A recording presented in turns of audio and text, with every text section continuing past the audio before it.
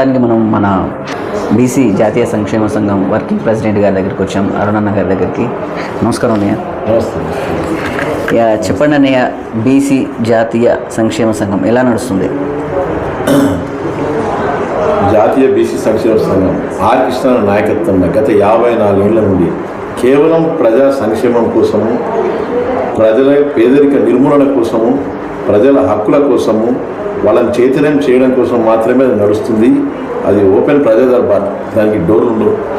ఆయన నడిపిన 54 ఏళ్ళు ఉస్మానియాలో ఉన్న ఇక్కడున్న ఏ రోజు కూడా డోర్లు ఓపెన్ ఉంచాడు. ఈ బిల్డింగ్ అయితే డోర్లలో వస్తుంది. డోర్లు లేకుండా దేశంలో ఓపెన్గా ఒక ఆఫీస్ నడిపిన మొట్టమొదటి వ్యక్తి ఆర్ కృష్ణ. సామాజిక విప్లవకారుడు, బీసీ హక్కుల కోసం వాళ్ళని చైతన్యం చేసుకుంటూ గత 54 ఏళ్ల నుండి ఒక వన్ మ్యాన్ ఆర్మీగా ఫైట్ చేస్తున్న వ్యక్తి, ఒక వన్ మ్యాన్ ఆర్మీ. ఆయన దృఢ సంకల్పంతో, గొప్ప సంకల్పంతో ఈ జాతుల్ని చైతన్యం చేసుకుంటారు. బీసీలే కాకుండా ఈబీసీ స్కాలర్షిప్ కూడా పెట్టించిండు ఆయన 20 ఏళ్ల క్రితం. మొట్టమొదటి వ్యక్తి.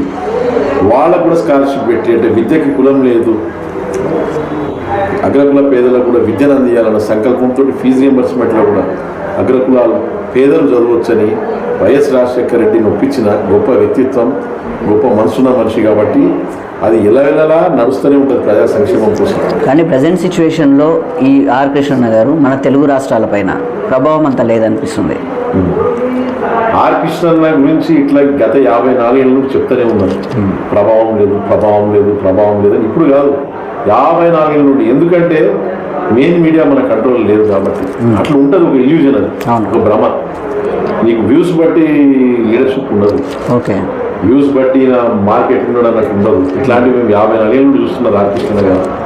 ఏ రోజు కూడా ఆయన ఉద్యమాలకు మెయిన్ మీడియా ఎందుకు సపోర్ట్ ఇవ్వదంటే ఆయన జెన్యూన్గా చేస్తుంటాడు. ఎవరితో టైప్ కాకుండా, ఏ పార్టీ కోసం తొత్తులాగా కాకుండా ఆయన నిజాయితీగా ప్రజల కోసం 24 గంటలు. ప్రభావం అంటే బీసీల ఓటు బ్యాంకింగ్ మొత్తము ఆర్ కృష్ణ కంట్రోల్లో ఉంది. ఆ విషయము ఆల్మోస్ట్ అందరూ తెలుసు తెలుగు రాష్ట్రాల్లో. కానీ తెలుగు రాష్ట్రాల్లో బీసీలను చట్టసభల్లోకి తీసుకొచ్చే దిశలో ఆర్ కృష్ణను దూరం పెడుతున్నారు. అది ఏ విధంగా చూస్తారు మీరు? మరి ఆర్ కృష్ణ బీసీల ఓటు బ్యాంక్ కోసం పోరాడలేదు, వాళ్ళ విద్య ద్వారా చైతన్యం చేయాలి. ప్రతి బీసీ బిడ్డను చదివిద్దామని అనేక గురుకులాలు పెట్టించారు, హాస్టల్స్ పెట్టించారు, పిల్లలకు పెట్టించారు, కాలేజ్ పిల్లలకు పెట్టించారు, ఆయన ఫీజు రియంబర్స్మెంట్ పెట్టించారు. వాళ్ళని విద్యాపరంగా వాళ్ళని చైతన్యం చేద్దాము. భారతదేశము ఈరోజు చైనా అయితే లేదు, జపాన్ అయితే లేదు. మనం ఎంతోమంది నాయకులు అంటారు చైనా కాలేకపోతుంది, చైనా. ఇక్కడ హైదరాబాద్ నుండి ఢిల్లీకి సరిగ్గా రోడ్లు లేవు భారతదేశంలో. ఇన్ఫ్రాస్ట్రక్చర్ లేదు, ఇన్ఫ్రాస్ట్రక్చర్ కెపాసిటీ లేదు. భారతదేశ హైవేలు కూడా సరిగ్గా లేవు. ఇవన్నీ చట్టసభల్లో ఎప్పుడైతే చట్టసభలు ఉంటాయి కావు, రౌడీని గుండాలని చట్టసభలకు పంపితే కావు, మేధావుల్ని పంపుతాయి. మరి ఆర్ కృష్ణ చట్టసభలో ఉండాలి. అందుకే మేధావుల్ని తయారు చేసే పనులు ఉన్నాడు. విద్య ద్వారానే మేధావులు తయారవుతారు. వాళ్ళని విద్యావంతులను చేయాలి, వాళ్ళని పిహెచ్డి హోల్డర్స్ చేయాలి, పిహెచ్డి స్కాలర్స్ చేయాలి. గుండాల ఫ్యాక్టరీ తయారు చేయొద్దు మనం. రౌడీలు గుండాలని అసెంబ్లీలకు, పార్లమెంట్కి పంపి, ఇప్పుడు మనం చూస్తే పార్లమెంట్లో మర్డర్ కేసులు 100 మంది ఉన్నారు. వాళ్ళతో ఏమైతుంది భారతదేశం, చైనా, జపాన్ మీరు చెప్పండి. అందుకే వాళ్ళలోపు వివేకం పెంచాలంటే విద్య ద్వారానే, పుస్తకం ద్వారానే మేధావులు అవుతారు. ఇంకో చైనా, జపాన్ వాళ్ళు ఉద్యోగస్తులుగా తిరుగుతున్నారే కానీ చట్టసభల్లో ఈ యొక్క బీసీల యొక్క రిజర్వేషన్ కానీ బీసీల యొక్క బతుకులు కానీ మారట్లా. బీసీల బతుకులు ఇవాళ చాలా వరకు కూడా మారినాయి. విద్యావంతులై ఈరోజు ఢిల్లీ నుండి కేరళ వరకు, గల్ఫ్ నుండి జపాన్ వరకు, తెలుగు ఇజ్రాయెల్లో కూడా ఉన్నారు తెలుగు విద్యావంతులంతా. అనేక దేశాలు ఈరోజు విస్తరించి అనేక జాబ్లు, నర్సింగ్ జాబ్లు కావచ్చు, డాక్టర్స్ కావచ్చు. అది పబ్లిసిటీ చేయకపోవడం వల్ల మీకు అర్థమైతే లేదు. కానీ మీరు ఒకసారి సర్వే చేసుకోండి, మీరు ఎంతమంది పథకాల ద్వారా చదివి విదేశాలు ఉన్నారు అని. ఆర్ కృష్ణ గారు స్వతహాగా పబ్లిసిటీ చేసుకోరు. ఆయన ప్యాషన్ ప్రజాసేవ కాబట్టి పబ్లిసిటీ డప్పు కొట్టడమో, 100 మందికి చెప్పడము, మైక్ బట్టి చెప్పడము, నేను వీనికి ఇచ్చిన, అది వానికి ఇచ్చిన, వానికి హెల్ప్ చేసిన అని చెప్పుకోరు. కానీ ఆర్ కృష్ణ గారి నాయకత్వం అనేది దేశ స్థాయిలో ఇంత నడుస్తున్నప్పుడు తెలుగు రాష్ట్రాల్లో తెలుగు జాతికి బిడ్డ కాబట్టి తెలుగు చట్టసభల్లో ముందు స్థాయిలో ఈ యొక్క క్యాడర్ని తీసుకెళ్ళి వీళ్ళని కూడా చట్టసభల్లో కూర్చోబెట్టే దిశలో అతను ఎందుకు అడిగేస్తున్నారు? ఆర్ కృష్ణ గారు ఎక్కడ కూడా వెనకడిగి వేయలేదు. ఆర్ కృష్ణ గారు ఈరోజు మనం చూస్తే తెలుగు రాష్ట్రాల్లో 50 కోట్లకు ఎమ్మెల్యే కావాలి, 50 కోట్లు పెట్టుబడి పెట్టుకోవాలి, పెట్టుబడి స్కీమ్ అన్నకు జెన్యున్ గా ఓట్లు ఉన్నాయి కదా, ఓటు బ్యాంకింగ్ ఉంది కదా, ఉన్నాయి. 65% ఆల్మోస్ట్ మీదే ఉంది. ఉన్నాయి కాబట్టి ఇప్పుడు గ్రామ పంచాయతీ 53% బీసీలు గెలిచారు. కృష్ణన్ ఒక బంద్ ఇస్తే ఆయన ఇచ్చిన బంద్ భారతదేశంలో ఒక బీసీ బంద్ అనేది తెలుగు రాష్ట్రాల్లో ఫస్ట్ టైం తెలంగాణలో బీసీ బంద్. గతంలో కూడా ఇప్పించిండు ఆయన, కానీ రిజర్వేషన్లు తగ్గించారు కానీ బీసీలు గెలిచారు 53%. వాళ్ళు ప్రధాన ఏమైనా జాతీయ పార్టీలకు మద్దతు ఇచ్చి వాళ్ళ పార్టీల కోసం పనిచేస్తారు. ఆర్ కృష్ణన్న గారు 34% గ్రామ పంచాయతీ రిజర్వేషన్ పెట్టించారు. 30 ఏళ్ల నుండి పోరాడి అప్పుడు ముఖ్యమంత్రులను ఒప్పించి, గత ముఖ్యమంత్రి రిజర్వేషన్ తగ్గించింది కె చంద్రశేఖరరావు, ఇప్పుడున్న ముఖ్యమంత్రి ఇంకా 70% తగ్గించింది. కానీ ప్రజలు గమనించారు. ఈరోజు ఎవరు గమనించారు? గ్రామాల నుండి కృష్ణన్న పెట్టించిన హాస్టల్లో చదువుకున్న పిల్లలు. నేను ఒకరోజు మొన్న వికారాబాద్ సర్పంచ్ సన్మానం కార్యక్రమానికి పోతే బస్వాపూర్ సర్పంచ్ అబ్బాయి చెప్తుండే, డైరెక్ట్గా మీకు ఇంట్రడ్యూస్ కూడా చేస్తా, కృష్ణన్న పెట్టిన హాస్టల్ నేను చదువుకున్నా, నాయ బ్రాహ్మణ సోదరుడు సర్పంచ్ అయ్యి గ్రామాల్లో తిరుగుబాటు వచ్చింది. గ్రామాల్లో ఫ్యూడలిస్టిక్ వ్యవస్థకి, దోపిడీ వ్యవస్థకి. నువ్వు ఎమ్మెల్యే కావాలంటే 50 కోట్లు పెట్టుబడి వ్యవస్థకి, అంటే నువ్వు చట్టసభల్ని పెట్టుబడి వ్యవస్థ చేసిన బ్రోకర్ వ్యవస్థకి, ఎలక్షన్ కమిషన్ నిద్రపోతే ఆర్పిస్తుంది ఏం చేస్తారు మీరు చెప్పండి? ఆఫీసర్లు డ్యూటీ చేయకుండా ఎలక్షన్ కమిషన్ బాధ్యత. మీరు తగ్గించినప్పుడు ఈ యొక్క సర్పంచ్ లెవెల్లో రిజర్వేషన్, లోకల్ బాడీ ఎన్నికల్లో రిజర్వేషన్ తగ్గించినప్పుడు ఉద్యమం చేపడతా అన్నాడు ఆర్ కృష్ణన్న. చేపట్టిరు, న్యాయ దీక్షలు చేసిరు, సత్యాగ్రహ దీక్షలు తగ్గించడానికి, వందల ర్యాలీలు తగ్గించడానికి పెంచడానికి. మరి తగ్గించినప్పుడు ఎందుకు ఉద్యమం బలపడలేదు? ఉద్యమం చేసిర్రు, ఉద్యమం బలపడ్డది. మీకు వేల ఫోటోలు ఉన్నాయి, మీ ఆఫీస్లో అన్ని ఫోటోలు కూడా పెడతా. మీడియా కూడా కవర్ చేసింది, న్యూస్ ఛానల్ ప్రభుత్వం సెన్సార్ చేసింది. కానీ ప్రభుత్వం 42% అన్న ప్రభుత్వము తగ్గిస్తుంటే ఈ యొక్క బీసీ యొక్క ఉద్యమం ఎందుకు లేవనెత్తలేదు? బీసీ బంద్ అందుకే ఇచ్చారు కదా మీరు ఆర్ కృష్ణ. హైకోర్టు రెడ్డి జాగృతి సోదరులు హైకోర్టులో ఇద్దరు డమ్మి 30 సంఘాలు ఆర్ కృష్ణ తరఫున వేస్తే, వేస్తే లాయర్లు ప్రభుత్వం తరఫున లాయర్లు సరిగా వాదించకుండా ముఖ్యమంత్రి కూడా రెడ్డి జాగృతి సోదరులకు ఒప్పించలేడు. ఆయన ఒక మాట ఒప్పిస్తే వాళ్ళు కేసు ఇష్టోడు కాదు, వాళ్ళు పిటిషన్ ఇష్టోడు కాదు. వాళ్ళు ముఖ్యమంత్రి వైఫల్యము, ప్రభుత్వ అడ్వకేట్ల వైఫల్యము. వెంటనే హైకోర్టు బీసీ రిజర్వేషన్ కొట్టేసిన మరుక్షణమే ఆర్ కృష్ణ బంద్కు పిలిపించింది. ఏ నాయకుడు చేయకుండా ఆర్ కృష్ణ బంద్కు పిలిపించి అందరినీ కలుపుకపోయి మొత్తం యావత్ తెలంగాణలో అన్ని పార్టీల్ని, గల్లీలో ఉన్న లీడర్ల నుండి గ్రామాల్లో ఉన్న లీడర్ని కలుపుకపోయి బంద్ని సక్సెస్ చేసిండు. దేశంలో ఇప్పుడు ఇంటర్నెట్, యూట్యూబ్ వచ్చినాక, ఈ జనరేషన్ జెడ్ వచ్చినాక, ఈ జెన్జీ వచ్చినాక ఇట్లాంటి బంద్కి ఎవరు మద్దతు ఇస్తారు? ఎక్కడ బంధులు లేవు దేశంలో. మొట్టమొదటి బంద్ బీసీ బంద్ మన తెలంగాణలో జరిగింది. కాబట్టి ఆర్ కృష్ణ ఆయన ఉద్యమంలో సక్సెస్ అయ్యిండు బంద్ ద్వారా. దానికి రేటింగ్ కూడా వచ్చింది. సర్వేలు చేస్తే రిజల్ట్ వచ్చింది.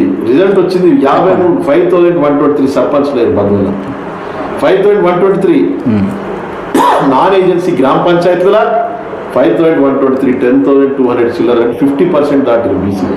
50%. ఓకే, వనపర్తి లాంటి ప్రాంతాల్లో పోతే మోయ కులస్తులు సోదరులు కూడా, వాళ్ళు కూడా 27 మంది సర్పంచ్లు. ఎంబీసీ కులాలు కూడా అయినా ఈ చైతన్యంతో. నేనేమంటున్నానంటే చట్టసభల్లో వీళ్ళు మాట్లాడేది ఎప్పుడు? సెకండ్ వన్, దాదాపు ఇప్పటి వరకు మన తెలుగు రాష్ట్రాల్లో ఒక్క బీసీ ముఖ్యమంత్రి లేడు. ఎందుకు లేడు? మీకు చెప్తున్నా నేను, మీకు మనకి న్యాయ వ్యవస్థలో మద్దతు లేదు. న్యాయ వ్యవస్థలో ఎన్నో కేసులు ఉన్నాయి, బీసీ ప్రమోషన్ కేసులు. బీసీల అందరినీ కలుపుతున్నారు అనమాట, అన్య మతస్థుల్ని కలుపుతున్నారు. దాని మీద కూడా ఆర్ కృష్ణ కేసు వేసిండు. ఎట్లా కలుపుతారు పవర్ఫుల్ మతాన్ని, బీసీ బిడ్డలు, పేదరికం? ఆయన ఒక్క కేసు వేసిండు, ఆయన ఒంటరి కేసు వేసిండు, హైకోర్టులో గెలిచిండు, సుప్రీంకోర్టులో ఇంకా బెంచ్ ముందది ఈ రోజుకి కూడా. ఆయన 1 మ్యాన్ ఆర్మీలా కేసు వేసిండు ఈ రోజుకి. అది ఇట్లా ఆర్ కృష్ణ గారు అనేక కేసులు వేసిండు. వేరే మేధావులు, వేరే రాష్ట్రాలకు చెందిన వాళ్ళు కూడా వేసిండు. మీరు వికీపీడియాలో చూసుకోవచ్చు, అన్ని డీటెయిల్స్ ఉంటాయి. అన్నింటినీ కూడా సుప్రీంకోర్టు కొట్టేసింది. వినండి, ఇవన్నీ నాకు ఆన్సర్. న్యాయ వ్యవస్థ మద్దతు లేదు, మీడియా మన చేతుల్లో లేదు. మీడియా మన చేతుల్లో ఎక్కడుంది చెప్పండి? మీడియా 100 అబద్ధాలు ఆడుతుంది ఎవరు లీడర్ని చేయడానికి, 100 అబద్ధాలు. డబ్బిచ్చి ప్రశాంత్ కిషోర్ లాంటి వాళ్ళని పెడుతున్నారు ఈ మధ్య, ప్యాకేజ్ ఇచ్చి 40 కోట్లు 50 కోట్లు. వాళ్ళంతా ఫేక్ న్యూస్ జనరేట్ చేస్తారు, యూట్యూబ్ వీడియోస్ ని ప్రమోట్ చేస్తున్నారు. మొత్తం యూట్యూబ్ లో ప్రమోట్, పైసలు ఇచ్చి వీడియోని లీడర్ ని తయారు చేస్తున్నారు. అలాంటి ప్రశాంత్ కిషోర్ ని నీలమట్టం చేసారు. నేను ఏమంటే అట్లాంటి నకిలీ ఏజెన్సీలు, ఫేక్ న్యూస్ జనరేట్ చేసే యూట్యూబ్ ఛానల్స్, మనకి మీడియా మద్దతు లేకపోవడం, ఎలక్ట్రానిక్ మీడియా మద్దతు లేకపోవడము. మీడియా మద్దతు అవసరం లేదు, ప్రజల మద్దతు ఉంది. Already is the right person, is the perfect leader in this Telangana, in this AP, in this country. That is the R కృష్ణన్న. మరి అంత పవర్ఫుల్ క్యాండిడేట్ చట్టసభల్లో ఒక సీఎం క్యాండిడేట్గా రాకపోవడం ఏంటి? ఈ యొక్క ఓటు బ్యాంకింగ్ మీకు రాదని ఎట్లా అనుకుంటున్నారు? లేకపోతే ఈ పార్టీల మద్దతు మీకు ఎందుకు ఉండలేదు? వాళ్ళ బీసీని మనం చూస్తే Congress BC, TRS BC, BJP BC, TDP బీసీలు కూడా ఉన్నారు ఇవాళ. ఇంకా తెలుగు రాష్ట్రాల్లో అన్ని పార్టీల బీసీలు అనేక వర్గాలు అన్ని పార్టీల ఈ రోజు వాళ్ళు పార్టీల కోసం ఒక సెకండ్ తరతరాల నుండి వాళ్ళకి అనుబంధం ఉంది. మనం ఆ అనుబంధం నుండి వాళ్ళని డిస్లాడ్జ్ చేసి రాజకీయ వేదిక ఏర్పాటు చేసుకోవాలంటే ప్రతి నాయకుడిని కలిసి వాళ్ళని ఒప్పియడం అంత ఈజీ కాదు. ఎందుకంటే వాళ్ళ నాన్నలు తాతలు కూడా ఆ పార్టీలతో కలిసి పనిచేసారు.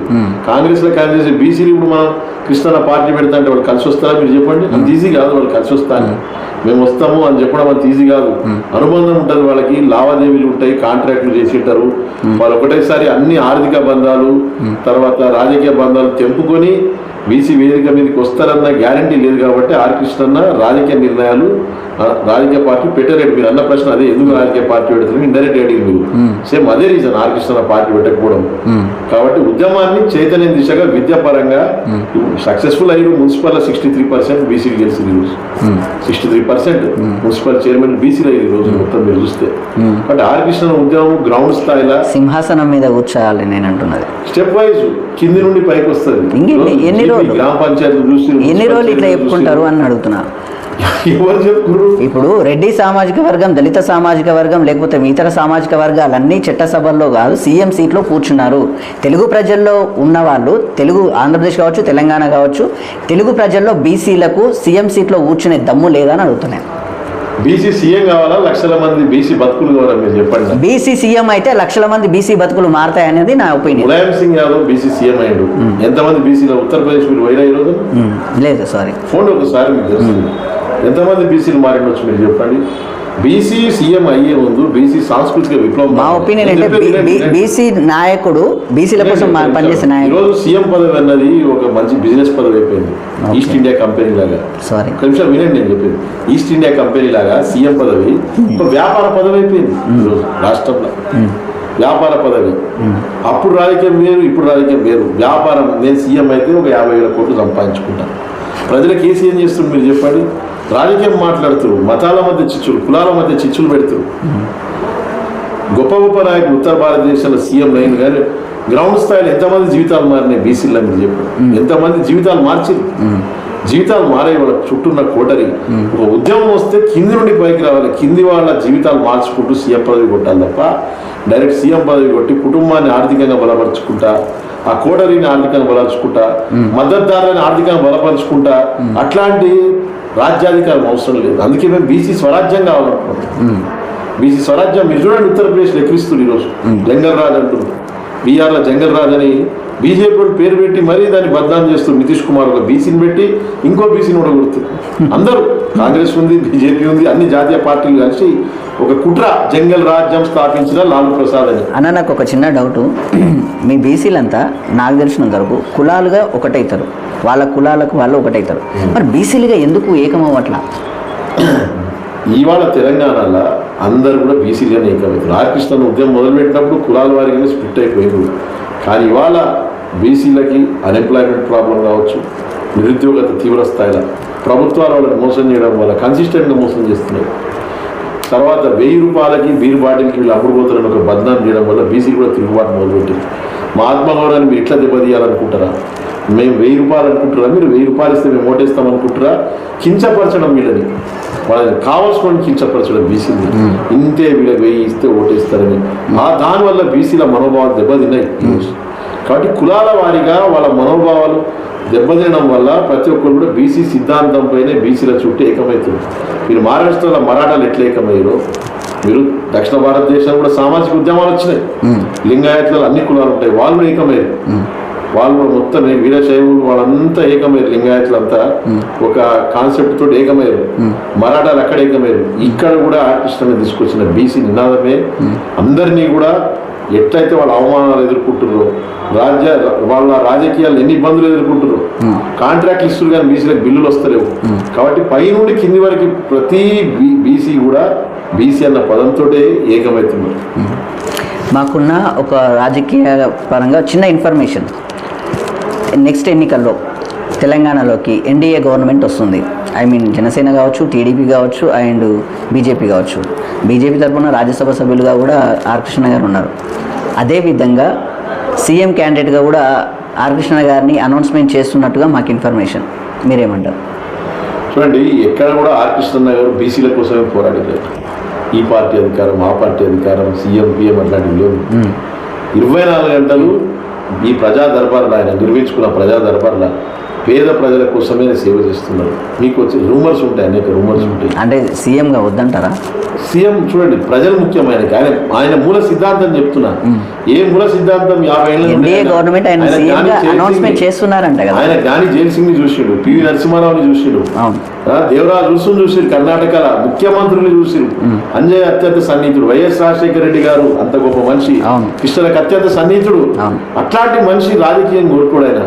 ప్రజలు అదే కాన్సెప్ట్ ఉన్నాడు కాబట్టి అంత గొప్పలు ఆయన గౌరవించు. రాజకీయాల్లో గౌరవం దొరకడం అంత ఈజీ కాదు. ఎట్లాంటి స్వార్థం లేకుండా నిస్వార్థంగా పేద ప్రజల గుండెల్లా మనం చోటు సాధిస్తేనే మనల్ని సీఎం. గతంలో టీడీపీ ఒకసారి మనకు ఆర్ కృష్ణకు సీఎం క్యాండిడేట్గా అనౌన్స్మెంట్ చేసింది గతంలో ఒకసారి. సేమ్ యాజ్ ఇట్ ఈస్గా ఇప్పుడు ఎన్డీఏ గవర్నమెంట్ అనౌన్స్మెంట్ చేస్తున్నట్టుగా మాకు ఇన్ఫర్మేషన్. మీకు ఇంటెలిజెన్స్, మీకు ఇన్ఫర్మేషన్ ఎట్లా ఇచ్చినో మాకు తెలీదు. అంటే నమ్మశక్యమైన ఇన్ఫర్మేషన్ ఇట్లాంటిది కాదు, మీకు తప్పుడు ఇన్ఫర్మేషన్. మీకు ప్రూఫ్ ఉంటే పెట్టండి, మా ముందు ఖచ్చితంగా జవాబిస్తాము. ఇట్లాంటి ఏ పార్టీ కూడా అనౌన్స్ చేయదు కదా. ముఖ్యమంత్రి అభ్యర్థిని అనౌన్స్ చేసే సంస్కృతి ఆల్రెడీ తీసుకొస్తుంది కదా. ఎందుకంటే అందుకే అన్న ఆల్రెడీ పనిచేస్తున్నారంట బీజేపీ కోసం. బీజేపీ ఇక్కడ బీసీ ముఖ్యమంత్రిని ఆల్రెడీ అనౌన్స్మెంట్ చేసి ఏ స్టేట్మెంట్ అన్నా చూడండి, ఆర్ కృష్ణ బీసీల గురించి స్టేట్మెంట్ ఇస్తుంది ఈ రోజుకి కూడా. అందుకే ఆయనకు రాజ్యసభ ఇచ్చిన అన్ని పార్టీలు ఇచ్చిన. ఎందుకంటే దేశంలో బీసీల కోసం నిజాయితీగా గలమెత్తుతున్న నాయకుడు ఆర్ కృష్ణయ్య అని ఆయనకు రాజ్యసభ ఇవ్వడానికి కారణం అదే. బీసీలకు వాయిస్ ఉండాలి, బీసీల గొంతు కోసం పోరాడుతుంది ఆయన.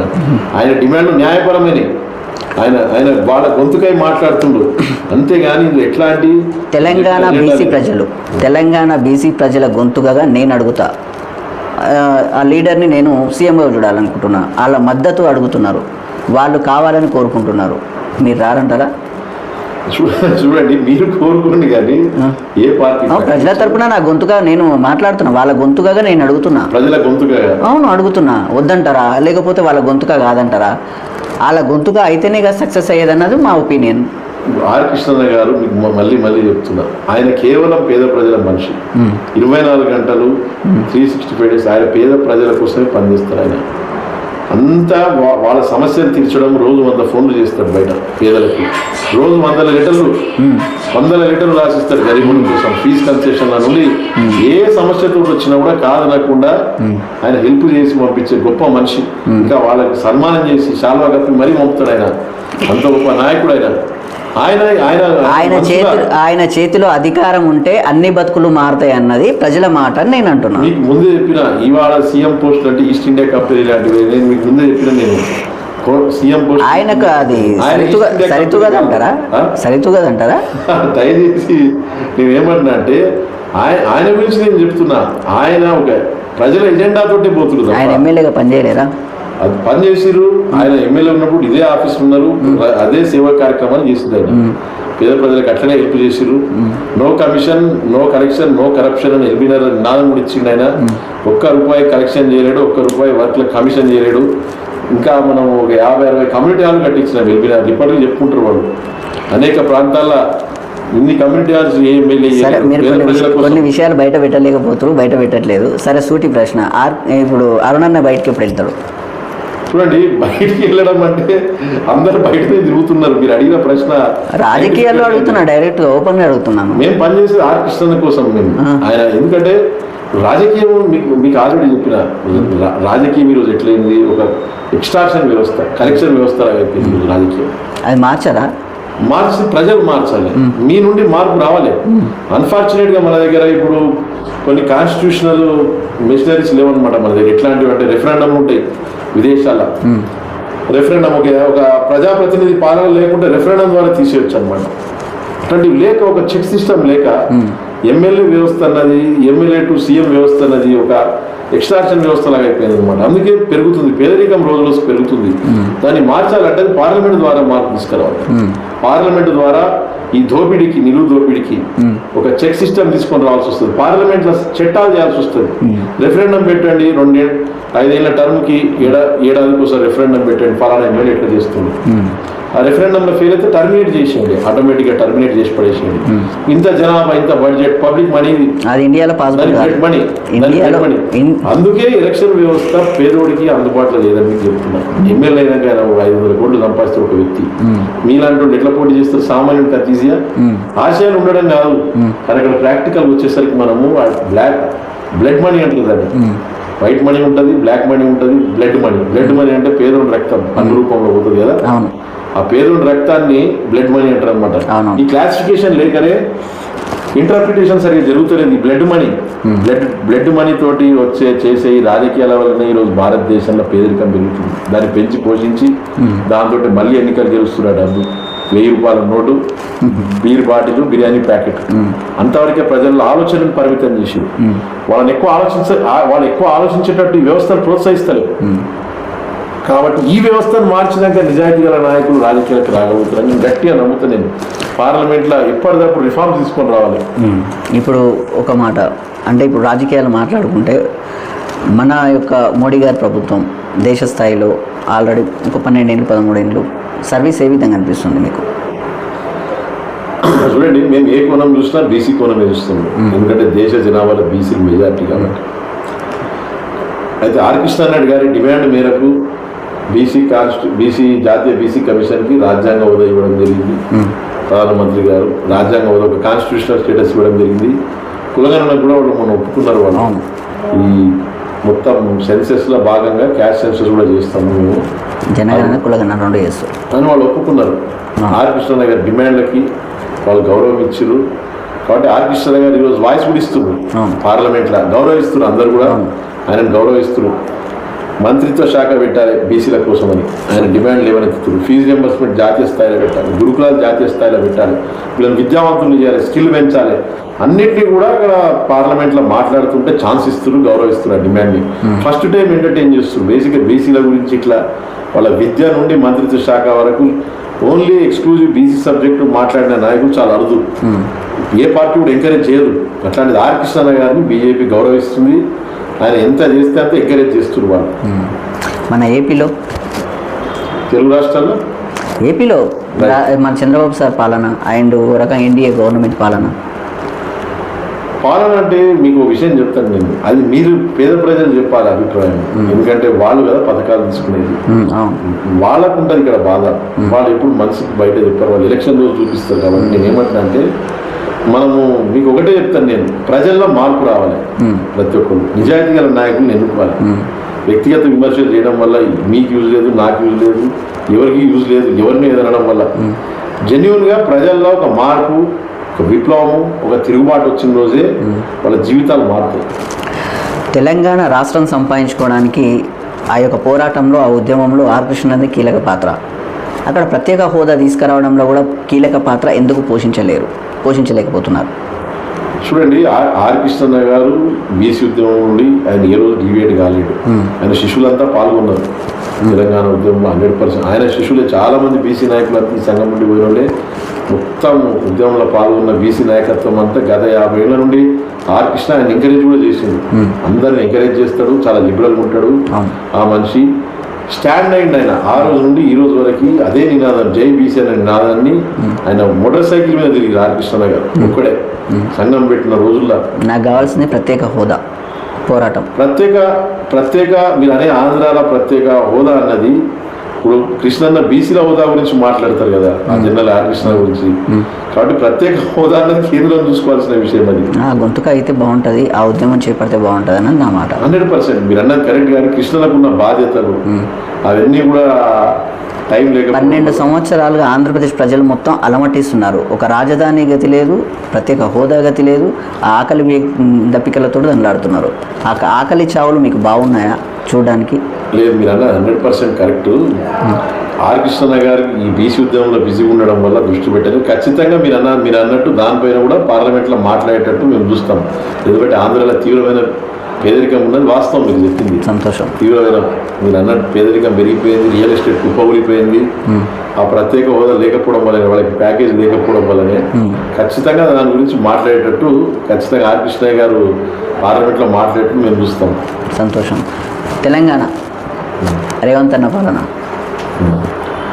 చూడండి, ఇప్పుడు నేను నేను విమర్శించాల్సిన అవసరం లేదు. మీకు తెలిసి ఎట్లుందో పాలన. గత ముఖ్యమంత్రిని కాపీ కొడుతుంది తప్ప కొత్త పోతలేదు. ఇది ఎందుకు ప్రజలు గమనిస్తలేరు అని ఒక భావం. ఆయనను గమనించలేరు, నన్ను కూడా గమనించలేరు. ఆయన దోపిడీని ముఖ్యమంత్రి బయట పెట్టి అప్పుడు మొత్తం ఫైల్స్ పెట్టి చీకటి జియోలు అన్నాడు. ఈ ముఖ్యమంత్రి అధికారంలోకి వచ్చిన ఒక్క జియో కూడా బయటికి తీసుకురాలి. చీకటి జియోలు ఎన్నో అట్లనే ఉన్నాయి సెక్రటేరియట్లా, కంప్యూటర్ ఫైల్స్ లో అవి దాక్కుని ఉన్నాయి. ఇంకా ముఖ్యమంత్రి తీసుకొస్తే బాగుంటుంది. ఇప్పుడు ట్రంప్ ప్రెసిడెంట్ అయినాక అన్ని ఫైల్స్ ఎట్లా పడుతున్నారు, ఎఫ్స్టీన్ ఫైల్స్ అని మొత్తం ఆడ లా డిపార్ట్మెంట్ మొత్తం రిలీజ్ చేస్తుంది ఫైల్స్ మొత్తం. చూడట్లేరు. బిల్ గేట్స్ ఉన్నా చూస్తలేరు, ఎవరున్నా చూస్తలేరు, బిల్ క్లింటన్ ఉన్నాడు చూస్తలేరు, మైక్రోసాఫ్ట్ అయినా అంటే ట్రాన్స్పరెన్సీ అకౌంటబిలిటీ ఉన్నాయి ఆ దేశంలో. ఇక్కడ ట్రాన్స్పరెన్సీ అకౌంటబిలిటీ లేవు. ఇక్కడ ఆ ఫైల్స్ అన్ని అట్లనే ఉండిపోయినాయి. సీక్రెట్ జీవోలు మొత్తం ఏ భూమి ఎక్కడ ట్రాన్స్ఫర్ అయింది, ఏ భూమి ఏ గవర్నమెంట్ ల్యాండ్ రాత్రి ప్రైవేట్ ల్యాండ్ అయింది అన్ని మన ముఖ్యమంత్రికి తెలుసు. కానీ మన ముఖ్యమంత్రి బయట పెడితే ఆయన చిత్తశుద్ధిని మేము నమ్ముతాం. ఎందుకంటే ఆయన అన్నాడు అధికారంలోకి వచ్చిన మరుక్షణం చీకటి జీవులన్నీ బయటకు తీసుకొస్తారని చెప్పారు ముఖ్యమంత్రి గారు. 100 సీక్రెట్ జీవులు ఉన్నాయి మొత్తం అని చెప్పారు ముఖ్యమంత్రి గారు. 100 సీక్రెట్ జీవులు ఎందుకు బయటకు వస్తలేవు అని ముఖ్యమంత్రి ఈయన అధికార పీఠం ఎక్కినాక ఆ సీక్రెట్ జీవులు సీక్రెట్ గానే ఉండిపోయింది మొత్తం. ఎందుకంటే అదే కదా అత్యంత భారీ కుంభకోణం తెలుగు రాష్ట్రాల. కల్వకుంట్ల కవితక్క గారు కూడా అదే చెప్తారు. 7 కిలో వచ్చినారా మీకు ఇవన్నీ, వేల కోట్లు ఏంటి ఇదంతా, వేల కోట్ల అక్రమాస్తులు ఇక్కడ నుండి వచ్చినాయి ఇదంతా అని సీక్రెట్ జీవోలు ఏంటి ఆమె కూడా ప్రశ్నిస్తున్నారు. ఇప్పటి వరకు ముఖ్యమంత్రి జాబ్ చెప్పుకోవడం బాధాకరం. ఎందుకంటే ఇది తెలుగు ప్రజల బలిదానాలతో ఏర్పడ్డ తెలంగాణ. ఎగ్జాక్ట్లీ ఇది బీసీ ఎస్సీ ఎస్టీల బలిదానాలతో ఏర్పడ్డ తెలంగాణలో ఇంత పెద్ద ఎత్తున భారీ భూదోపిడి ఎక్కడ జరగలేదు ప్రపంచంలోనే. ప్రపంచంలో జరగలేదు ఇట్లాంటి భూదోపిడి. వేరే దేశాల్లో గుంట భూమి కబ్జేషన్ ఉరిదీస్తారు, ఉరితాడెక్కిస్తారు. ఆ భూదోపిడి కూడా బీసీలది, ఎస్సీలది, ఎస్టీలది 100%. బాధితులు మొత్తం వాళ్ళే. భూదోపిడి జరిగింది. ఈ రోజుకి కూడా ధరణి వల్ల బాధితులు ఇంకా సఫర్ అవుతున్నారు చాలా మంది. రాత్రికి కొంతమంది నాయకులు, ఆ పార్టీ నాయకులు మార్చేసారు ధరణిలో పెట్టి మొత్తం ఇంట్రడ్యూస్ అయ్యే రోజు చాలా మంది వస్తుంటారు. ధరణి వల్ల మాది పోయింది, మా పేరు పోయింది, మొత్తం వేరే వాళ్ళ పేర్లు ఎంటర్ అయింది అంటారు. వాటి పేరు విచారణ లేదు ఇప్పటికి. అట్లా పేర్లు మార్చిన అధికారుల పైన ఈ రోజుకి తెలంగాణలో విచారణ లేదు. తెలంగాణ ఒక ల్యాండ్ మాఫియా తయారైపోయింది మొత్తం. వచ్చే చెప్పాలంటే ఇక్కడ భూమి ఉంటే గ్యారెంటీ లేదు, ఎన్ఆర్ఐ భూమి ఉంటుంది. ఇంకా రియల్ ఎస్టేట్ కుప్ప ఊడిపోయింది. ప్రతి చదువుకున్న విద్యావంతుడు ఏదో ఒక ల్యాండ్ లో మోసపోయిన ఉన్నాడు ఈరోజు తెలంగాణలో. ఎవరు ఇన్వెస్ట్ చేస్తారు మీరు చెప్పండి? ఎన్ఆర్ఐ ఇన్వెస్ట్ చేస్తారు? రియల్ ఎస్టేట్ ఎట్లా వస్తుంది మీకు ఇక్కడ? మీకు ల్యాండ్ లాస్ ఎప్పుడైతే ధరణి వచ్చిందో ఆ రోజు నుండి పతనం స్టార్ట్ అయింది మొత్తం. పతనం స్టార్ట్ అయ్యి ఈరోజు కుప్ప ఊడిపోయి తెలంగాణ ఆర్థికంగా కుట్టుబడిపోయింది మొత్తం. బడ్జెట్ లేదు, లిక్కర్ బడ్జెట్ అయిపోయింది ఈరోజు. లిక్కర్ బడ్జెట్ తప్ప ఏ బడ్జెట్ లేదు, దీనికి ఆదాయమే లేదు అసలు. దీనికి జిఎస్టీ లిక్కర్ తప్ప ఏం లేదు దీనికి అసలు. కాబట్టి రేవంత్ రెడ్డి గారు పెద్ద మనసు చేసుకొని సీక్రెట్ జీవులను బయటకు తీసుకురావాలి, అవినీతిని ప్రజలు ఉంచాలి. ఆ సీక్రెట్ జీవులు ఎంతమంది లబ్ధి పొందిరు, ఏ బడా నాయకులు, ఏ బడా ఆఫీసర్లు ఉన్నారు, ఎవరికి ఎంత వాటాలు ముట్టినాయి, ఎవరికి ఎంత కమిషన్లు ముట్టినాయి సీక్రెట్ జీవుల, ఎంతమంది భూములు పోగొట్టుకోరు అమాయకులు ఆ సీక్రెట్ జీవుల. ఏం భూములు మాయమైపోయినాయి. ఎందుకంటే 100 రకాల భూములు ఉంటాయి. తెలంగాణ నిజాం పరిపాలన చేసింది కాబట్టి నిజాం భూములే ఒక 50 రకాల భూములు ఉంటాయి నిజాంకి సంబంధించి. ఆయన రకరకాల పేర్లు పెట్టి పైగా నుండి ఆయన కింద పనిచేసిన వాళ్ళ నుండి ఆయన కింద పనిచేసిన 50 రకాల 50 రకాల భూములు ఇచ్చింది నిజాం. ఆ భూముల నుండి ఎవాక్యూ ప్రాపర్టీస్, పాకిస్తాన్కి వెళ్ళిపోయిన ప్రాపర్టీస్ అన్నీ కూడా మనం వింటుంటాం రూమర్స్. అవి మాయమైపోయినాయి, ఇవి మాయమైపోయినాయి, ఇవి గత ప్రభుత్వంలో. ఇప్పటి వరకు ముఖ్యమంత్రి ఏది బయటపడలేదు. అదే బాధాకరం. తెలుగు ప్రజలకు, తెలంగాణ ప్రజలు కూడా యావత్ ప్రజలు అదే బాధపడుతున్నారు ముఖ్యమంత్రి గురించి. సార్ బయట పెట్టండి, మీరు బయట పెడతా బట్టలిప్తా అన్నారు, బట్టలిప్పండి, మీరు మా ముందు పెట్టండి, మా డబ్బివి. 8,000 కోట్లు మాయమైనాయి లేదా లక్షల కోట్లు మాయమైనా మేము ఎట్లా తెలుసుకుంటాం? ఎందుకంటే హాస్టల్లో పిల్లలు చచ్చిపోతారు. బీసీఎస్సీ హాస్టల్ ఫుడ్ పాయిజన్తో చచ్చిపోతారు. ఈ ముఖ్యమంత్రి ఇంగ్లీష్ మాట్లాడొద్దంటాడు, ఇంకో రాష్ట్రంలో నాయకుడు బీసీఎస్సీ హాస్టల్ ఎందుకంటాడు తప్ప దోపిడీ గురించి మాట్లాడతలేదు. కేవలం ఏడుపు. బీసీ ఎస్సీ ఎస్టీ అన్న పదాల మీద ఏడుపు ఉంది తప్ప దోపిడీ గురించి ఎందుకు మాట్లాడతాడు?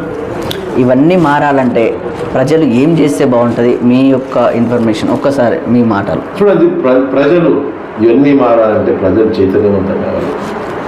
ఎవరిని పడితే వాళ్ళని ఆరాధించవద్దు, ఫేక్ న్యూస్ నమ్మొద్దు. ఫస్ట్ ఆఫ్ ఆల్ అని డిస్ఇన్ఫర్మేషన్ అండి. ఒక వ్యక్తిని ఫేమస్ చేయడానికి 100 సార్లు ప్రమోట్ చేస్తారు 10 లక్షలు పెట్టి. అదే న్యూస్ వాడు అట్లా ఇట్లా మంచి మంచి మ్యూజిక్ పెట్టి యూట్యూబ్లో ప్రమోట్ చేసి వాడిని హీరోగా పిక్చర్ ఇస్తారు. నమ్మకండి.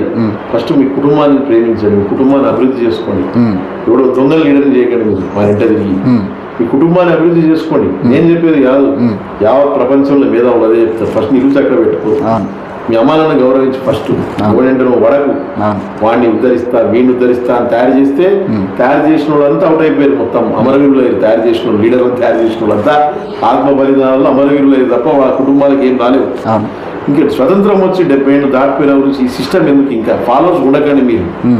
మీరు లీడర్స్ కండి. మీరు లీడర్లెస్ మూమెంట్ క్రియేట్ చేయండి. ఎప్పుడైనా ఇన్నేళ్ల తర్వాత తెలంగాణకి వీడియో సీఎం అయితే మా దిక్కు అన్న ఫీలింగ్ తోటి మీరు ఉండకండి. ఉక్రెయిన్లో ఒక కామన్ పర్సన్ సీఎం అయ్యాడు, జెలెన్స్కీ అంటే ఆయన ఒక యాక్టర్. ఆయన ఒక యాక్టర్ సింపుల్ గా సీఎం చేసి పడేసి, ఆయన ప్రెసిడెంట్ చేసి పడేసి ఉక్రెయిన్ ప్రెసిడెంట్ చేసి జెలెన్స్కీ సింపుల్ గా. ఆ ధోరణితో పోండి. ఇప్పుడు మీ పైసలే పథకాలు ఇస్తున్నారు కదా, ఇంకా రేషన్ బియ్యం ఇస్తున్నా, ఆ బంద్ ఇస్తున్నా, ఈ బంద్ ఇస్తున్నా, పెళ్లికి పైసలు ఇస్తున్నా, ఏం పథకాలు? ఏం పథకాలు? ఈరోజు జడ్జి కూడా చెప్పిండు, మన పైసలు మనకి పథకాలు పెరుగుతున్నాయి తప్ప నీ పైసలు వస్తున్నాయి, నీ రక్తం అది. దానికి వాళ్ళ బొమ్మలు వస్తున్నాయి, వాళ్ళ బొమ్మలు వేస్తూ ఇంత బాధాకరం. వాళ్ళ బొమ్మలు నువ్వు కట్టే పన్నుకి ప్రతి దానికి పన్ను కడుతున్నావు. ప్రతి దానికి ఈ ప్రభుత్వం నుండి ఏమొస్తుంది? ఉచిత విద్య లేదు, ఉచిత వైద్యం లేదు, ఉచిత ఇల్లు లేదు, ఏముందండి? ఈ 3 వదిలేసి అన్ని ఇస్తున్నారు వాళ్ళు. పనికి మాల షుగర్ వచ్చే బియ్యం వైట్ షుగర్, గుండెపోటు మరణాలు పెరిగిపోయినాయి ఆ రేషన్ బియ్యంతో. వైట్ రైస్ వెంటనే షుగర్ స్పైక్ అవుతుంది, బీపీలు పెరుగుతున్నాయి, దాంతో హార్ట్ అటాక్ తో చచ్చిపోతుంది. కాబట్టి మీరు వాళ్ళకి తెలుసు, వాళ్ళు అడిగేది పథకాలు కాదు, ప్రజలు అడిగేది నాణ్యమైన విద్య, నాణ్యమైన వైద్యం, తర్వాత వాళ్ళకు ఒక ఇల్లు, మంచి ఇల్లు ఇంటి స్థలమో ఏదో 2 BHK లాంటి ఫ్లాట్లు అవి ఇవ్వాలి ప్రభుత్వం. కానీ ప్రభుత్వం వాళ్ళ పన్నుని ఇట్లాంటి నాసి రకం పథకాలతోటి, వాళ్ళని మభ్యపెట్టే పథకాలతోటి, వాళ్ళని బ్లాక్మెయిల్ చేసే పథకాలు. నేను పింఛన్ పెంచిన నాకు ఓటేయి అంటే అది ఏంటిది మీరు చెప్పండి? పింఛన్ వేస్తే ఓటేయాలన్నా? ఎవరి పైసలు అది? ఎవరి పైసలు? నీ పైసలకి ఎవరికి ఓటేందుకు వేయాలి? ముఖ్యమంత్రి అయితే నువ్వు ఏదైనా మార్పు తీసుకురా. పేద వర్గాల్లో ఒక సైంటిస్ట్ని తయారు చేయి, నువ్వు ముఖ్యమంత్రి అని అంటారు. మీరు ముఖ్యమంత్రి చేయాల్సింది అది. లేని దాన్ని సృష్టించు నువ్వు, కాదు ముఖ్యమంత్రి చేయాలి. కానీ పింఛన్ పెంచిన నేను నాకు ఓటు పింఛన్ మీద ఎన్నికలు జరిగే దుస్థితిలో ఉంది ఈరోజు. ఆయన 2000, నేను 4000 ఈ పింఛన్ ఇచ్చినా, నేను వాళ్ళకి ఇస్తున్న పింఛను. ఎవరి పైసలు ఎవరికి ఇస్తున్నారు? నువ్వు ఇవ్వాల్సింది 3 చక్కగి. తర్వాత సైంటిస్టులు అని పేదరికం నిర్మూలించు, రైతులకు హార్టికల్చర్ ఎంకరేజ్ చేయి. పేద రైతులు ఉన్నారు, తెలంగాణ మంచి భూమి, జిల్లాల వారిగా హార్టికల్చర్ ఎంకరేజ్ చేయి, ఎక్స్పోర్ట్ చేపి. సీఎం చేయాల్సింది అది. ఫెసిలిటేట్ చేయాలి ప్రజలకు అర్థమయ్యేటట్టు. వాళ్ళకి కేంద్ర ప్రభుత్వం, రాష్ట్ర ప్రభుత్వాలు వాళ్ళకి ఉద్యోగాలు, సెల్ఫ్ ఎంప్లాయ్మెంట్ వచ్చే పథకాలు ఏమున్నాయో వాళ్ళకి అందుబాటులో తీసుకురావాలి, యాక్సెస్ వచ్చేటట్టు చేయాల్సిందే ముఖ్యమంత్రి. అంతేగాని ఆ 2000, 4000 పింఛన్ కాదు, ప్రజలు వాళ్ళ కాళ్ళ మీద వాళ్ళు నిలబడేట్టు చేయాలన్నమాట. హార్టికల్చర్ చెప్తుంటారు, ఇక్కడ వికారాబాద్ జిల్లాలో మంచి హార్టికల్చర్ ప్లేస్, మంచి గ్రేప్స్ పెంచవచ్చు అని చెప్తారు. హార్టికల్చర్ డిపార్ట్మెంట్ చెప్తుంది. ఇక్కడ ప్రభుత్వం ప్రజలకి ఏమైనా ఇన్ఫర్మేషన్ ఇస్తుందా? అసలు వాళ్ళు అభివృద్ధి చెందే ఇన్ఫర్మేషన్ ఏది కూడా ఇస్తలేదు. ఆర్గానిక్ ఫార్మింగ్ చేయమని చెప్తున్నారు మేధావులు. మన ప్రధాని కూడా చెప్తున్నాడు, organic farming, organic rice cultivate చేయమని చెప్తున్నారు. ప్రభుత్వం ఇన్ఫర్మేషన్ ఎక్కడ వస్తుంది? ఆర్గానిక్ రైస్ అనే కాదు, ఆర్గానిక్ ఫార్మింగ్ టోటల్లీ మంచి ఆర్గానిక్ విధాలను మొత్తం మంచి క్వాలిటీ ఎక్స్పోర్ట్, మంచి ధర వస్తుంది రైతుకి. అంటే మిక్స్డ్ ఫార్మింగ్ చేయండి, కొంత ప్యాడీ కల్టివేషన్, కొంత భూమి సారవంతమవుతుంది. అంటే ఒక ముఖ్యమంత్రి అనేట ఆయన ఇట్లాంటి పనులు చేస్తే ప్రజలకు యూజ్ ఉంటుంది. పింఛన్ పథకాలు అవసరం లేదు. పింఛన్ పథకాలకు కలెక్టర్ చాలు, జిల్లా కలెక్టర్ చాలు, వాళ్ళు చూసుకుంటారు. పింఛను, బియ్యము, తర్వాత యూరియా బస్తాలు అన్నీ కూడా కలెక్టర్ వ్యవస్థ, అడ్మినిస్ట్రేషన్ ఉంది. అందుకు రాజకీయ నాయకులు పాలసీ తీసుకోవాలి. పేద ప్రజల పేదరిక నిర్మూలన కోసం, వాళ్ళ సఫరింగ్ లేకుండా చేయడం. మీకు బుద్ధుడు ఎందుకు వచ్చింది? సఫరింగ్ నిర్మూలించడానికి కదా నాయకుడిగా తయారైంది బుద్ధుడు. సఫరింగ్, ఇంత టెక్నాలజీ ఉంది, నువ్వు సఫరింగ్ చేయకుంటే ముఖ్యమంత్రి పదవి వేస్ట్. అది లాభదాయకం ఉంది కాబట్టి ఇవి చేయకుండా అందరు దాన్ని గట్టిగా పట్టుకురు. సీఎం పోస్ట్ కాంపిటీషన్ ఎక్కువైంది. ఎందుకంటే అత్యంత లాభదాయకమైన బిజినెస్. ప్రజలకు ఏ బిజినెస్ లేదు, ఏ ఉద్యోగం లేదు, కానీ హై కాంపిటీషన్ ఉండి హై ప్రాఫిటబుల్ వ్యాపారం ఏది ఉందంటే ఈ రాష్ట్రంలో సీఎం పోస్ట్ మాత్రమే. వాళ్ళే అదృష్టవంతులు అన్నారు. వాళ్ళే అదృష్టవంతులు. సీఎం అయితే 1,00,000 కోట్లు గ్యారెంటీ ఎవరికైనా. కాబట్టి మీ చేతులు ఉంటుంది, మీడియా చేతులు. అది ఏ కంపెనీకి అప్పచెప్తారో సీఎం పోస్ట్, ఈస్ట్ ఇండియా కంపెనీకా, ఇంకో కంపెనీకా, ఇంకో కంపెనీకా, లోకల్ కంపెనీకా? అందుకే మేము లీడర్ని అడుగుతున్నాం, ప్రజల్లో ఉన్న లీడర్ని అందుకే అడుగుతున్నాం సీఎం కావాలని. అంటే కంపెనీ కాదు కాబట్టి ఆయన ప్రజానాయకుడు, కంపెనీ పెట్టలేడు కాబట్టి కంపెనీకి పెట్టుబడి ఉంటుంది. సీఎం కావాలంటే 1000 కోట్లు 2000 కోట్లు మీడియాని మేనేజ్ చేయాలి, లీడర్లకు పెట్టుబడి పెట్టాలి, టీం తయారు చేసుకోవాలి. 2000 కోట్ల ప్రాజెక్టు, దానికి 1,00,000 కోట్ల రిటర్న్స్ వస్తాయి, హై ప్రాఫిటబుల్ కాబట్టి అవి సంపాదించుకొని మళ్ళా అంతే రిటర్న్ తీయాలి. బాగుంది, థ్యాంక్ యూ అన్నయ్య. మొత్తానికి మంచి ఇన్ఫర్మేషన్ ఇచ్చారు. కాకపోతే ఒక విషయం ఏంటంటే ఆంధ్రప్రదేశ్ ప్రజలు కావచ్చు, తెలంగాణ ప్రజలు కావచ్చు, కోరుకునే విధానంలో ఒక లీడర్ని, ఒక మంచి లీడర్ని, పొలిటికల్ లీడర్ కాదు బ్రదర్, మీకు అదే చెప్తున్నా, 100 లీడర్లు తయారు కావాలి. గుర్తుపెట్టుకోండి, మీరు ఆఫ్ఘనిస్తాన్ ఒక ఎగ్జాంపుల్ తీసుకోండి. మీరు అమెరికా పైసలు తీసుకొని వాళ్ళు నిలగొట్టిరు, రష్యా పైసలు తీసుకొని నిలగొట్టిరు. ఆ ఫీలింగ్ వాళ్ళకి మా దేశం మేము పరిపాలించుకుంటాం, అవినీతి ఉండదు. తాలిబాన్ల దేశంలో అవినీతి ఉండదు, కాల్చిపడేస్తారు వాళ్ళకి అవినీతి చేస్తే. ఇంత చదువుకున్నారు, ఇంత విద్యావంతులు, మీలాంటి ఓటర్స్ బయటికి రావాలి. ఎంత తినవరా నువ్వు, ఎంత తింటావు, ఇంకెంత తింటావురా, ఈ దేశాన్ని తినేస్తావు, మొత్తం ఎన్ని లక్షల కోట్లు కావాలి. మీ అందరికీ నాయకుల్ని మీరు ప్రశ్నించాలి. మీకు తెలిసి ఏడా ప్రశ్నిస్తారు? ఒక ఎడారి దేశానికి ఉన్న పౌరుషం లేకుంటే ఎట్లా? ఆఫ్ఘనిస్తాన్ లాంటి ఎడారి దేశం, వాళ్ళు కెనలు కడుతురు, వాళ్ళు పెద్ద పెద్ద కెనలు కడుతురు, వాళ్ళు రోడ్లు వేస్తురు, పెద్ద పెద్ద ప్రాజెక్టులకు చేయండి. మొత్తం మీరు కనీ విని ఉంచేస్తా కెనలు కడుతురు వాళ్ళు. మీకు ఎందుకు చెప్తున్నా అంటే, నేను మీకు ఎక్కడైనా కూడా ప్రజల నుండే మొదలు కావాలి. లీడర్ అంటే ఎవరు? మీ నుండి వచ్చిన ఆయన లీడర్. కామన్ మ్యాన్ లీడర్ అవుతాడు తప్ప ఎవరు లీడర్ కాదు. అది సపరేట్ జాతి కాదు, వేరే ప్లానెట్ నుండి వచ్చిన జాతి కాదు లీడర్ అన్నది. మీ నుండి వచ్చేటోడే. మీరు ఎవరినైతే లిఫ్ట్ ఇస్తాడో వాడే లీడర్ అవుతాడు. కాబట్టి మీరు లిఫ్ట్ ఇచ్చేది మంచోనికి ఇవ్వండి అని చెప్తుంది. చూసి ఆచితూచి చూసి వాళ్ళకున్న క్వాలిఫికేషన్స్ అంటే ఎడ్యుకేషన్ కాదు, క్యారెక్టర్ నుండి మీరు లీడర్ చేసుకుంది వాడే రేపు సీఎం అవుతాడు. కాబట్టి గ్రౌండ్ నుండి సీఎం తయారవుతాడు. మీ ఆలోచనల పరంగా సీఎం ఉంటాడు. మీరు ఏం ఆశించకుంటే ఎన్నికల్లో సీఎం కూడా ఏం ఆశించాడు. మీరు 1000 ఆశిస్తే 1,00,000 కోట్లు ఆశిస్తుంది. మీ దగ్గర 1000 మంచాలు, ఈ నోట్లు ఉన్నాయి, మనం 1 కోటి ఇంటూ 1000 రూపాయలు, 1000 కోట్ల బడ్జెట్ ఎలక్షన్. ఆయన సంపాదించారు, ఖచ్చితంగా వాళ్ళు సంపాదిస్తారు. 50,000 1,00,000 కోట్లు ఉంటుంది వాళ్ళకి. నీకు ఒక ఎలక్షన్కి 1000 కోట్లు ప్రజలకు మంచాలి, 2,000 కోట్లు మంచాలంటే చిన్న విషయం కాదు కదా. కాబట్టి ఈ దోపిడీ ఏమవుతుందంటే ఎకనామిక్ స్ట్రక్చర్ దెబ్బతిన్నది మొత్తం. ఈ డబ్బు పంచే వ్యవస్థలో రాష్ట్రంలో నిరుద్యోగత పెరిగిపోయింది, కంపెనీలు కూలిపోయినాయి, మొత్తం అన్ఎంప్లాయ్మెంట్ పెరిగిపోయింది. దీన్ని మీరు స్టాప్ చేయాలి. నిస్వార్థమైన నాయకత్వం. లీడర్ అంటే భయపడాలి వాడు. నేను రాను, ఆయన నాకు కొద్ది బాధ్యతలు వద్దు, నాకేం లాభం లేదు ఇందులో. అట్లాంటి ఎమ్మెల్యేలు మనకు కావాలి తప్ప వీళ్ళు ఏం లాభం, నేను అయితే నాకు ఇందులో 100 కోట్ల 1000 కోట్ల లాభం ఉంది అంటే అట్లాంటి పోస్టులలాగా వీటికి అట్లాంటి నాయకులు తీసుకురండి. వద్దు, ఇలా లాభం లేదు, వాళ్ళ లాభం చూడనుండే మీరు ఎమ్మెల్యే చేయండి. ఇక్కడ ఉన్న లీడర్లు అందరూ ప్రజాసేవ చేస్తున్నారని ఒక మాట అంటారు సింపుల్గా. విజయం ఏంటంటే సర్పంచ్ కాడ నుంచి ప్రధానమంత్రి స్థాయి వరకు అందరికీ శాలరీలు ఉన్నాయి, సేవ అనేది లేదు ఇక్కడ. సో అవి కాకుండా కూడా దోపిడీ అనేది జరుగుతుంటుంది అన్నట్టు. కాబట్టి సేవ, లీడర్ ఇవన్నీ పోయి చాలా రోజులు అయింది నాకు తెలిసినంత. సో మొత్తానికి అరుణన్న చెప్పిన గారు మాటలు ఒకటే ఉన్నాయి. ముందు నువ్వు లీడర్గా, ముందు నిన్ను నువ్వు తెలుసుకో, నువ్వు ప్రజల్లోకి రా, ప్రజల్లోకి వచ్చి నువ్వు ప్రశ్నించడం నేర్చుకో. నీ బాధ్యత, వ్యక్తిగత బాధ్యతతో పాటు సామాజిక బాధ్యత అవసరం అని చెప్పేసి నిన్ను నీకు గుర్తు చేసినట్టుగా మాట్లాడుతున్నారు అరుణన్న. సో థ్యాంక్ యూ అన్న, చాలా మంచి ఇన్ఫర్మేషన్ ఇచ్చారు. Thank you very much.